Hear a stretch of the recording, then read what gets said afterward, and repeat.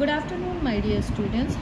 अभी तक मैंने आपको टिग्नोमेट्रिक रेशियोज़ के बारे में बताया था। पीछे एप्लीकेशन जो इंट्रोडक्शन हम आपको टिग्नोमेट्री का दे रहे थे उसमें हमने पाइथागोरस थ्योरम से रिलेटेड आपको कई सारे फार्मूलाज यहाँ पे डिस्क्राइब किए थे। अब जो इम्पॉर्टेंट चीज़ आती है मेरे पास कि वो टिग्नोमेट्रिक सारे रेशियोज़ जिनमें कोई भी एंगल अगर फाइंड करना होता है आपको, तो एक पर्टिकुलर आपके पास टेबल होती है जिस टेबल के थ्रू हम क्या करते हैं कि सारे एंगल्स को फाइंड कर लेते हैं।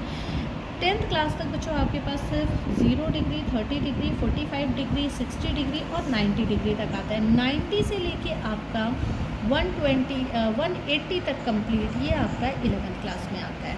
इस ट्रिग्नोमेट्रिक रेशियो को फाइंड करने के लिए कोई हमें लर्न करने की ज़रूरत नहीं है। हमें एक छोटी सी ट्रिक लगानी है जो बहुत ईजी होती है बच्चों। अंडर रूट के अंदर हम 0/4, 1/4, 2/4 ऐसे 1, 2, 3, 4 तक ले लेंगे। इसको अगर जो हम सॉल्व करेंगे तो सॉल्यूशन मेरा जैसे 0/4 का 0 आया, 1/4 का अंडर रूट से बाहर निकाल के 1/2 आया, 2/4 का अंडर रूट से बाहर निकाल के 1/√2 है। इस तरीके से हमारी जो ये प्रोसेसेस सारी चलती हैं।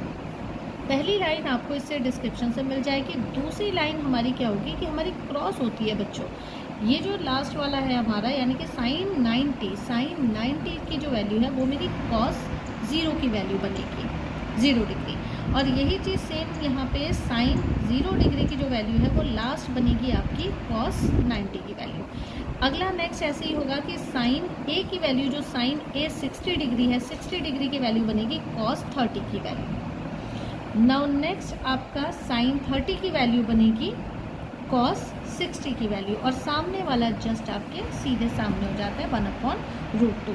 अगेन अब हम जानते हैं बच्चों sine A upon cos a equals to हमारा tan a होता है। मैंने अभी पीछे आपको बताई थी ये छोटी सी चीज़। इसके थ्रू हम क्या करेंगे, tan a निकाल लेंगे। इट मीन्स साइन की जो वैल्यू है, cos की जो वैल्यू है 0/1 इक्वल्स टू 0, 1/0 किसी की भी वैल्यू इनफाइनाइट आती है, जैसे मैंने यहाँ पे ले रखा है। किसी की भी वैल्यू इनफाइनाइट आती है कि 1/0 अगर मैंने लिया तो वैल्यू इनफाइनाइट आई है।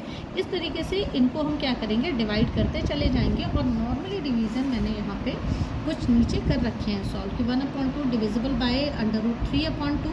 तो डिवाइड का साइन हटाते ही बच्चों हमारा क्रॉस जब हम मल्टीप्लाई में चेंज करते हैं तो हमारा आगे वाला जो हिस्सा होता है वो रेसिप्रोक हो जाता है, यानी 2/√3 हो जाएगा। इसके बाद इसकी वैल्यू कट करके इसका जो वैल्यू सॉल्यूशन आता है वो वैल्यूएबल सॉल्यूशन हमारा पर्टिकुलर जगह पे प्लेस हो जाता है। ऐसे ठीक हमारा 10 तक वैल्यू आ जाएगी।